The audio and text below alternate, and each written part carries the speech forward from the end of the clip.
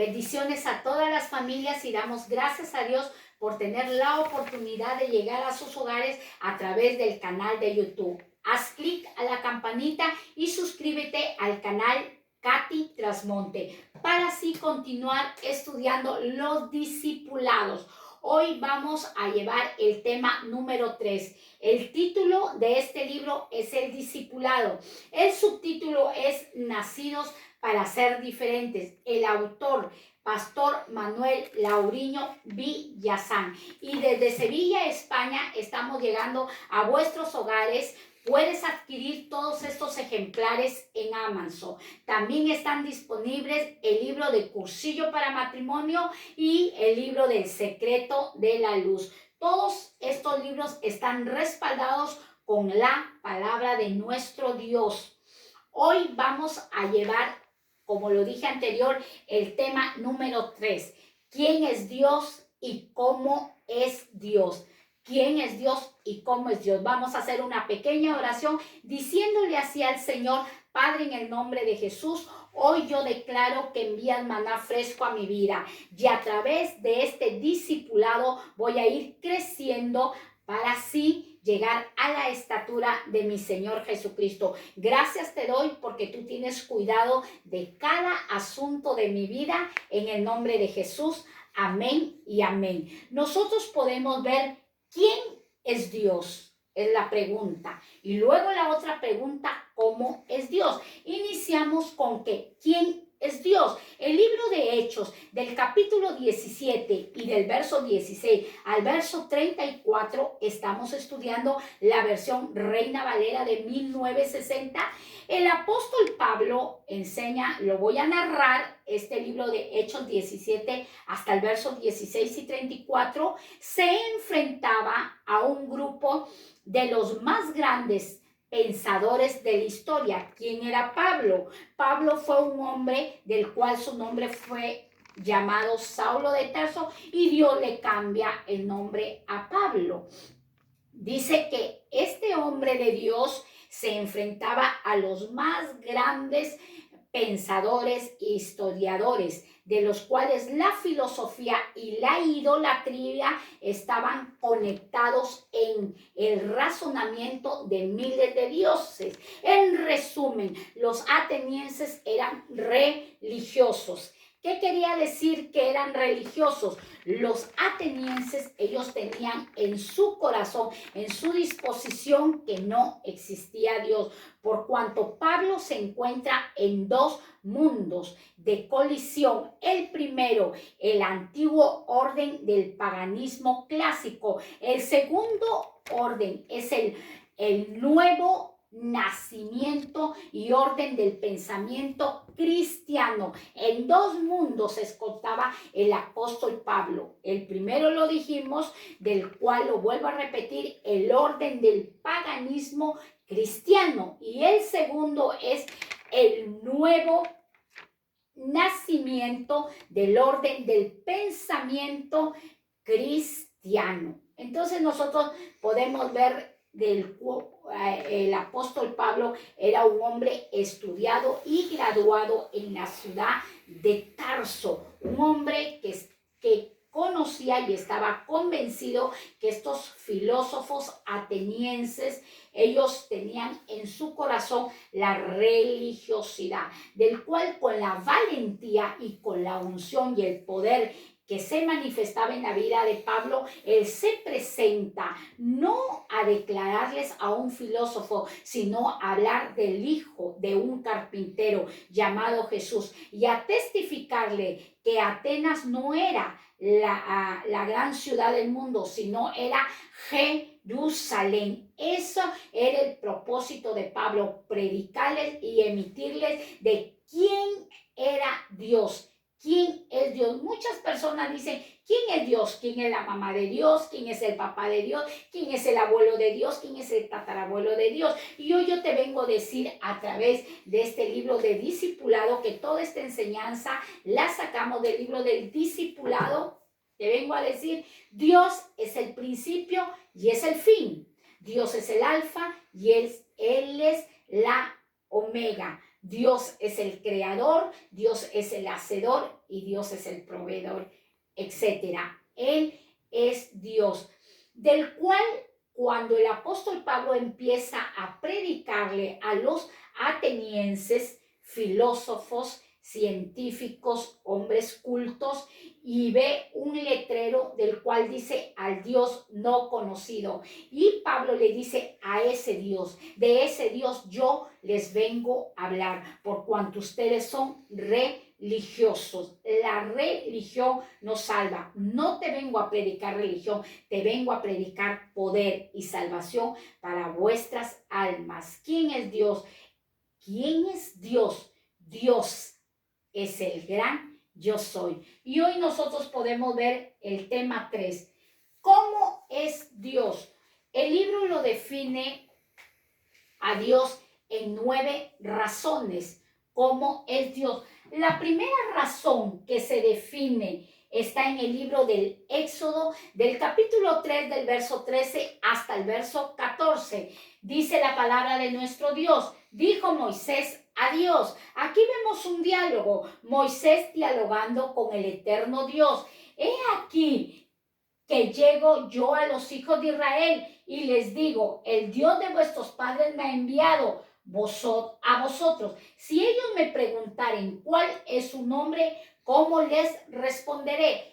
La inquietud que tenía Moisés. Moisés había sido asignado a hacer una labor grande. ¿Cuál era la labor? ¿Cuál era la asignación que Dios le había dado a Moisés? Ser un libertador. ¿Cuál es la asignación que Dios le está dando a su pueblo, a los que están allí conectados siguiendo esta enseñanza del discipulado? ¿Cuál es la asignación de nosotros ser los agentes morales, de ser los agentes de su palabra, de ser los embajadores de su palabra, voceros de su palabra? Y eso era la inquietud que tenía Moisés, porque Dios le dijo, yo te he asignado para que tú vayas a libertar a mi pueblo. Y la inquietud de Moisés dice, pero ¿cómo me presentaré al pueblo de Israel?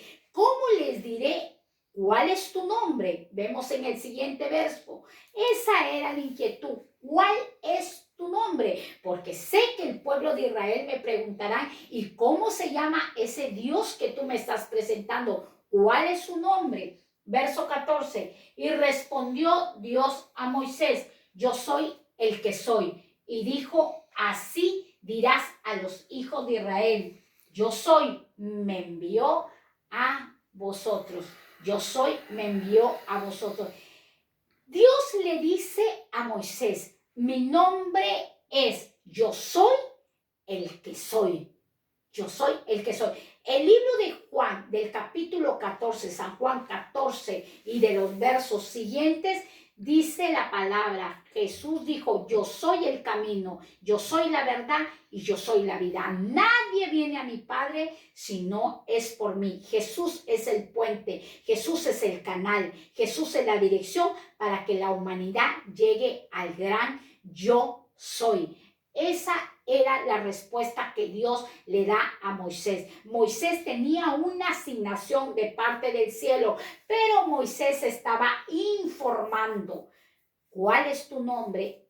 Hoy tú tienes una asignación de ser el agente de la palabra de Dios, pero Dios te está discipulando y enseñando. Mi nombre es el gran yo soy. Yo soy el que yo soy. Así se presentó a su pueblo de Israel en el antiguo pacto. Vemos la siguiente razón, cómo es Dios. Dios es amor. Dios es amor. Y mucha gente dice, pero si Dios es amor, ¿por qué hay tanto sufrimiento? Si Dios es amor, ¿por qué aún los niños tan pequeños atraviesan dificultad de cáncer, atraviesan accidentes, abusos sexuales, si dices que Dios es amor? Primera de Juan capítulo 4, versículo 8 hasta el verso 10. La palabra nos enseña, el que no ama, no ha conocido a Dios, porque Dios es amor. Verso 9, en esto se mostró el amor de Dios para con nosotros, en que Dios envió a su Hijo unigénito para que vivamos por Él. Vemos que el que no ama no ha conocido a Dios. Verso 10, en esto consiste el amor. No en que nosotros hayamos amado a Dios, sino en que Él nos amó a nosotros y envió a su Hijo en propiciación de nuestros pecados. El libro de Primera de Juan resume el amor de Dios. ¿Cuál es el amor de Dios? El amor de Dios consiste. El amor de Dios lleva fruto. El amor de Dios lleva acción. El amor de Dios tiene actitud de que Él nos amó primero y como nos amó primero, envió a su Hijo para limpiarnos, para rescatarnos, para salvarnos de nuestros pecados. Y tú dirás desde ahí de tu hogar, pero yo no tengo pecado, yo no he asesinado a nadie, yo no le he hecho daño a nadie, yo siempre he estado en mi hogar, he guardado las reglas, he obedecido a los jefes de Estado. La Biblia enseña, las Sagradas Escrituras registran que todos nosotros hemos nacido con el pecado adámico y todos nosotros estábamos destituidos de la gloria de Dios, pero en su inmenso amor Dios envió a su Hijo Jesucristo para que nosotros no seamos condenados, sino seamos salvados por medio del sacrificio de Jesús en la cruz del Calvario. Ahora,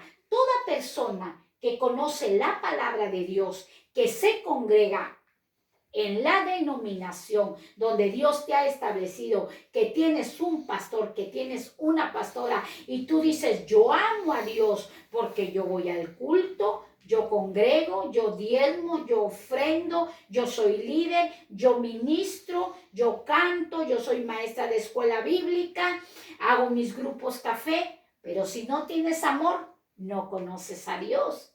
No conocemos a Dios. ¿Y qué es el amor, hermana? El amor es perdonar las transgresiones y las ofensas que diariamente se nos hacen a nuestras vidas. Eso es el amor. El amor va abrazado del perdón. Si no hay perdón, no hay amor. Así va. Vemos la siguiente razón de cómo es Dios. ¿Cómo es Dios? Dios es todopoderoso. Dios es todopoderoso.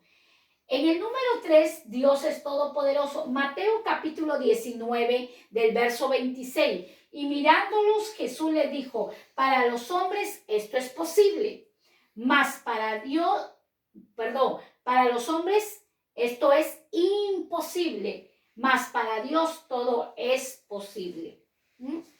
Nosotros como seres humanos somos limitados. Actuamos por el razonamiento, por la lógica humana. Así nosotros accionamos, los seres humanos. La Biblia registra que para nosotros hay muchas cosas que nos son imposibles. Muchos de nosotros como seres humanos nos es imposible que matrimonios sean restaurados, que drogadictos sean cambiados, que los asesinos sean regenerados, que las familias que están en un caos sean restituidas. Muchas veces es imposible para el ser humano, pero la Biblia registra que para Dios todo es posible. Para el eterno, para el gran yo soy, nada es imposible, nada. Acordémonos y vemos este ejemplo cuando Dios le promete a Abraham que le daría de su esposa Sarai un hijo, que le daría descendencia. Para Dios no hay nada imposible. Ya le había a la mujer pasado el deseo de su marido porque ya los dos eran de avanzada edad. Y Dios le prometió que le daría un hijo del vientre de su esposa. Pero Sara se rió y le dijo, ¿y por qué te ríes? No, yo no me he reído. Sí te has reído. Al tiempo señalado, tú abrazarás un niño. Esa es la promesa que Dios le dio. Siendo ella aproximadamente de 90 años y él de 100 años, ella pudo amamantar y abrazar un niño. El Dios que tenemos es el Dios de la eternidad y Él no se mueve en nuestros tiempos.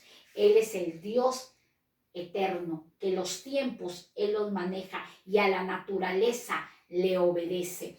Por eso dice, para Dios nada es imposible. Así que si tú estás atravesando una situación imposible, como la atravesamos todos, acuérdate que Dios es todopoderoso. Y lo enseñó Mateo 19, verso 26. Para Él no hay nada de imposible. Y este pequeño testimonio, recuerdo cuando venimos a los caminos del Señor y decidimos con mi esposo amar al Señor, servirle a Dios, y él empezó a congregar, pero él siempre tenía punzadas en su corazón. Se va al médico y el médico le dice que tenían que operarlo y ponerle un bypass en su corazón. Yo recién tenía 2 meses de convertida y me arrodillé y dije, Señor, ahora que te amo, ahora que he decidido seguirte, servirte, y me voy a quedar viuda tan joven y mi esposo va a morir por el tema de corazón. Él se ponía una pastilla debajo de su lengua, una pastilla Isorbide, recuerdo aún.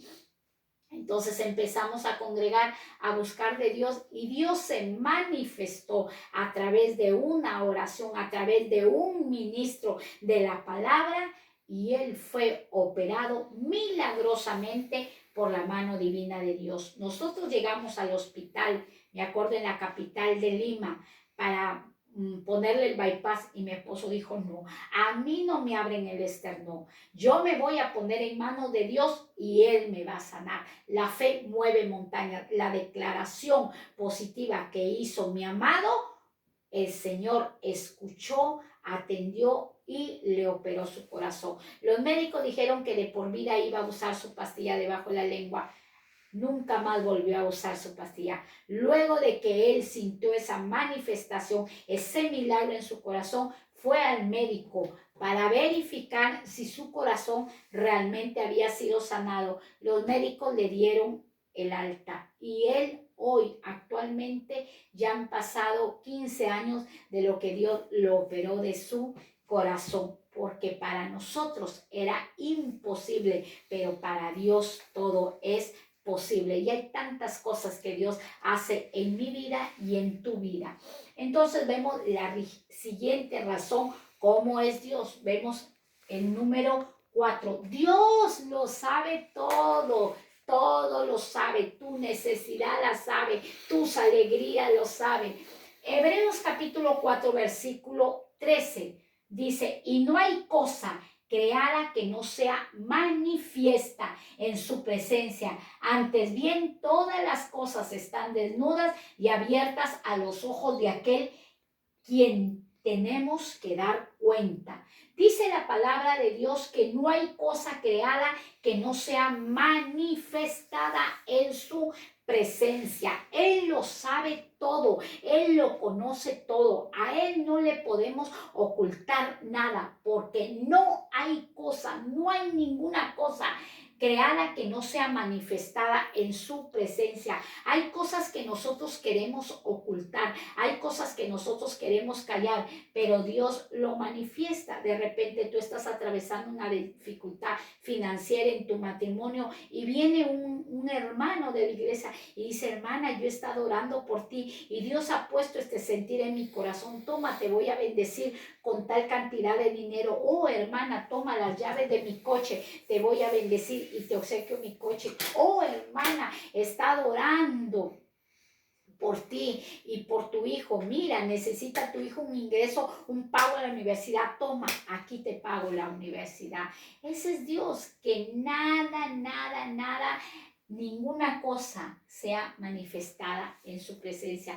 Nada, que Dios conoce tu necesidad y Dios va a usar a personas para bendecirte. Y tú vas a decir, pero ¿cómo? Porque Dios usa instrumentos y herramientas para bendecirte. Dice, ante bien todas las cosas están desnudas y abiertas a los ojos de aquel que tenemos que dar cuenta. Cosas buenas y cosas malas, todas están desnudas delante de nuestro Dios. Así que todo lo oculto, todo lo que está oculto, Dios también lo saca a la luz. Hay matrimonios, esposos o esposas que son infieles, Dios todo lo saca a la luz. Para destruirlo no, sino para que aquella persona se ponga cuentas con Dios, se arrepienta y sea restaurado, ya sea el matrimonio, ya sea la salud, ya sea las finanzas.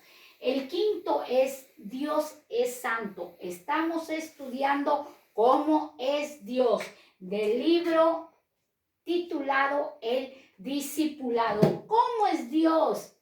Dios es santo. Dios es santo. Primera de Samuel capítulo 2, versículo 2. Dice la palabra, no hay santo como Jehová, porque no hay ninguno fuera de ti y no hay refugio como el Dios nuestro. Estas palabras expresadas por este profeta de Dios en Primera de Samuel capítulo 2, versículo 2, dice, no hay santo como Jehová. No hay santo como el gran yo soy. No hay santo como Jehová Jireh, como Jehová Nisi, como Jehová Elohim. No hay santo. Nosotros podemos ver que en la tierra, como le decía Pablo a los atenienses en el libro de Hechos del capítulo 17, del versículo 16, que ellos creían en muchos dioses. Para ellos, hasta ellos mismos eran dioses.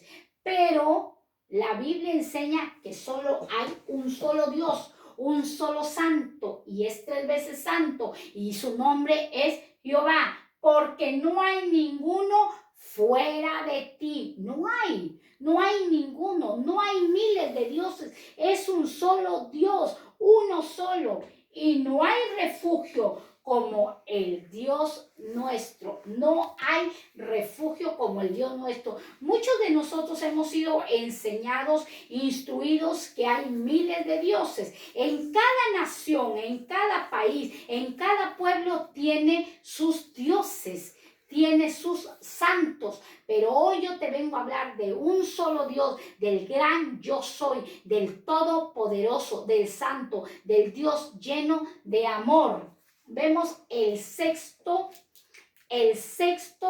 razón de que cómo es Dios. Dios es el más grande. Dios es el más grande, lo podemos hallar Hechos capítulo 17, versículo 24 al verso 28. El Dios que hizo el mundo y todas las cosas que en él hay, siendo Señor del cielo y de la tierra, no habita en templos hechos por manos humanas. Dios no habita. Eso era lo que Pablo se expresaba a los atenienses, de los cuales la filosofía y la idolatría la habían asociado y vivían un mundo de religiosidad, de miles de dioses. Pero el libro nos enseña que el Dios que hizo el mundo y todas las cosas que en él hay, siendo Señor del cielo y de la tierra. ¿Quién es Dios? Es el Señor del cielo y es el Señor de la tierra. Él es Dios, Él es la autoridad suprema, el soberano de los reyes de la tierra.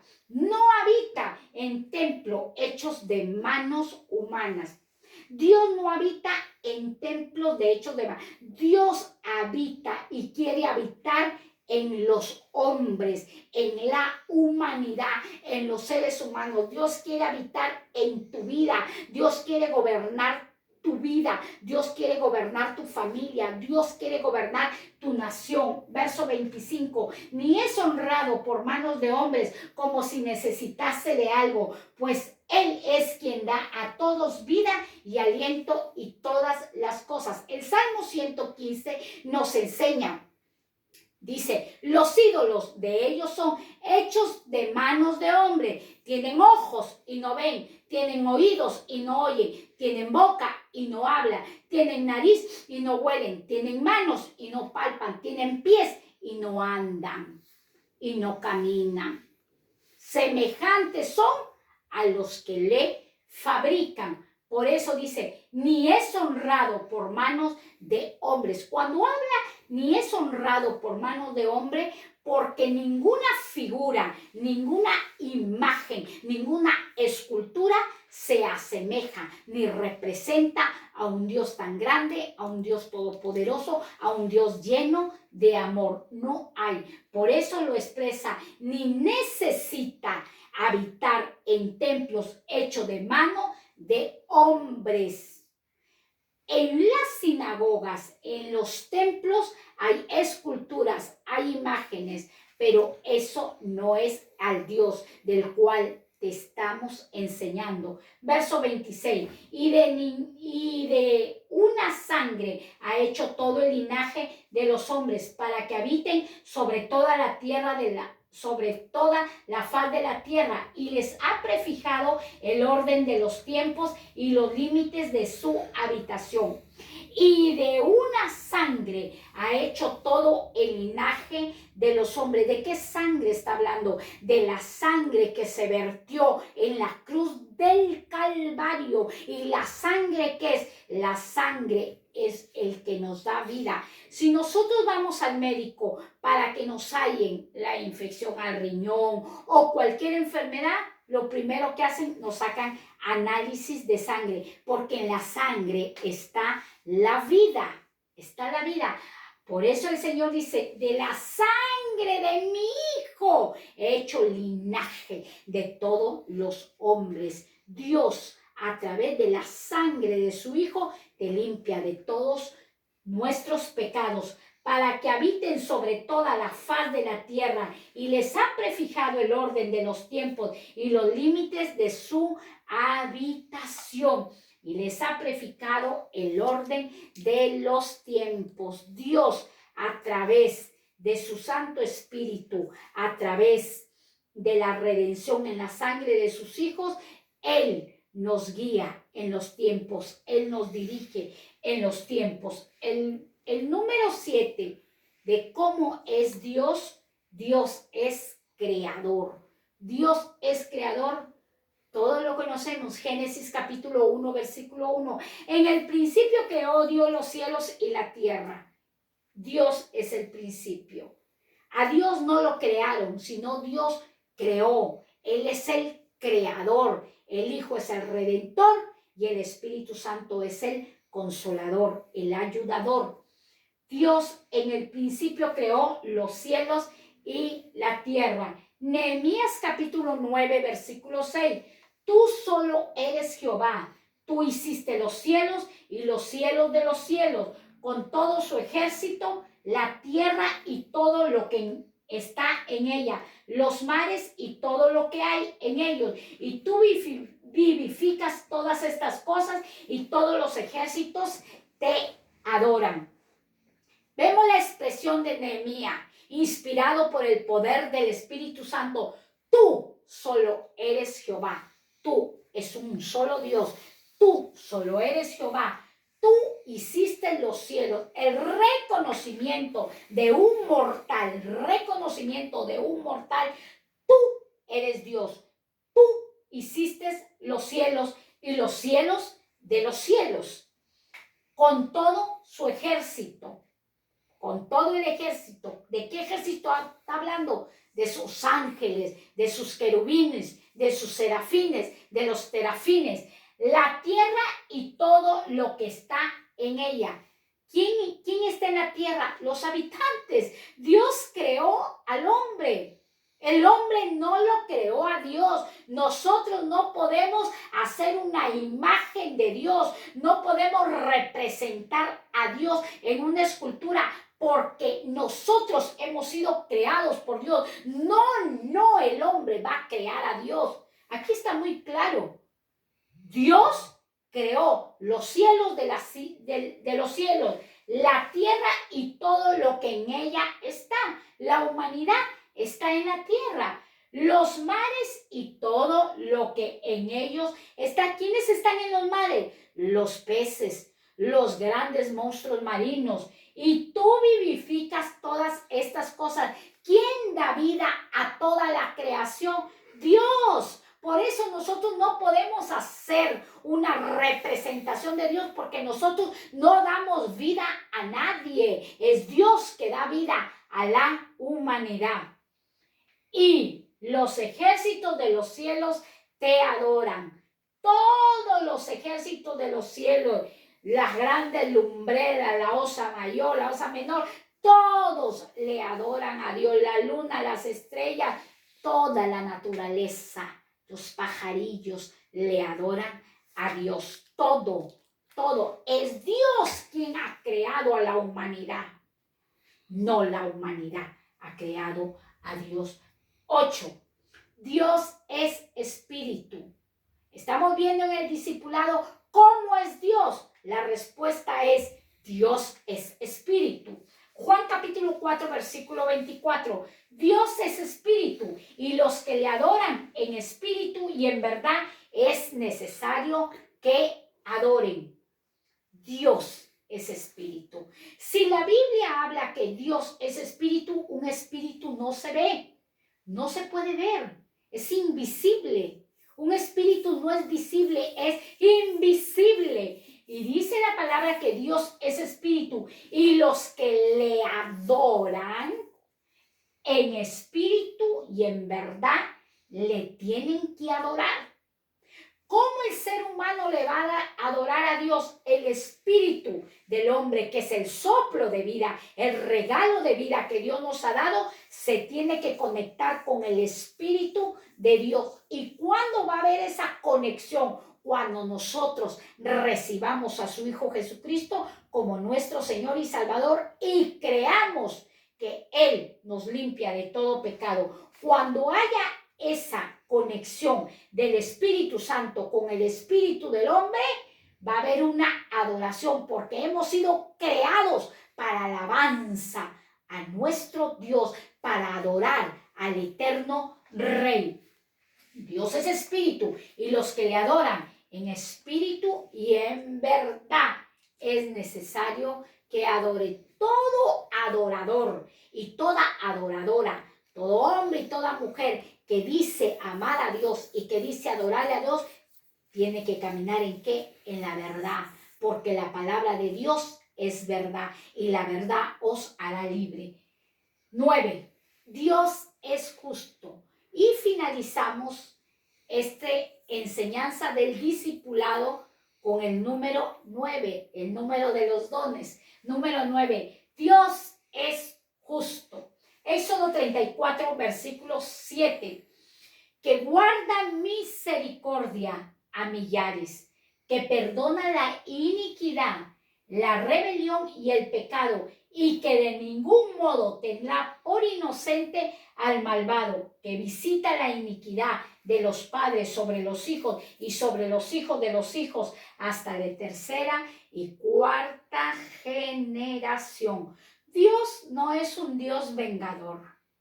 Dios no es, dice, yo me voy a vengar. No, el Dios que nosotros tenemos es un Dios justo, que guarda la misericordia a millares. ¿Qué es lo que hace Dios? Guarda misericordia a millares. Los atributos de Dios, uno de ellos es que es misericordioso, que perdona la iniquidad. Dios es perdonador, y si Dios es perdonador, nosotros que somos sus hijos también tenemos que ser perdonador. Si Dios es misericordioso, nosotros que somos sus hijos también tenemos que ser misericordiosos. Dice, y la rebelión y el pecado. Dios perdona la iniquidad, Dios perdona la rebelión y Dios perdona el pecado. Esos son los atributos de Dios, y que de ningún modo tendrá por inocente al malvado. Esta es su justicia. Esta es la justicia de Dios. De ningún modo tendrá por inocente al malvado. Hay muchas personas que dicen, ay, Dios es injusto, yo sufro tanto y Dios no me hace justicia. Aquí está la respuesta. Aquí está la respuesta a tu necesidad. Cuando tú dices, Dios no me hace justicia, claro que Dios hace justicia, pero sabemos que los tiempos no son nuestros, sino los tiempos son de Dios, y que no dará por inocente al malvado. No dará por inocente al malvado. Toda persona que ha hecho maldad, todo ser humano que ha hecho maldad, déjame decirte que Dios lo tiene muy presente y en el tiempo señalado Él hará justicia, no venganza, sino justicia, que visita la iniquidad de los padres. Cuidado que Dios es visitante. Cuidado que a Dios le gusta visitar a las familias, le gusta visitar a las generaciones.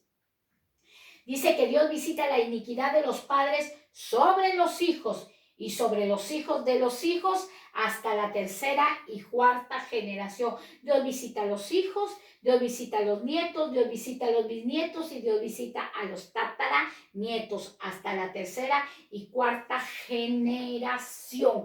Por eso en estos tiempos y todos los tiempos Dios está llamando a las familias, Dios está llamando a toda la humanidad. Dios está interesado por tu casa, por tu hijo, por tu matrimonio. Dios está interesado por bendecirte. Pero Dios está interesado porque dice que Él va a visitar la iniquidad de los padres sobre los hijos. Doy este ejemplo. Dios visitó a la abuela y la abuela no lo quiso recibir. Dios va y visita a la hija y la hija no lo quiso recibir. Dios va y visita al nieto de la abuela y no lo quiso recibir. Dios visita al bisnieto y no lo quiso recibir. Dios visita hasta la cuarta generación y no lo quiso recibir. Ahí es donde esa visitación, esa familia se convierte como malvado. Pero si Dios visita a tu abuela y tu abuela lo quiso recibir, tu madre lo quiso recibir, tu hijo, tu nieto y tu bisnieto y tataranieto, déjame decirte que alcanzarás la misericordia. Por eso nosotros como padres de familia, como pueblo de Dios, como hijos de Dios, como nación de Dios, como linaje de Dios, como un pueblo adquirido y un real sacerdocio,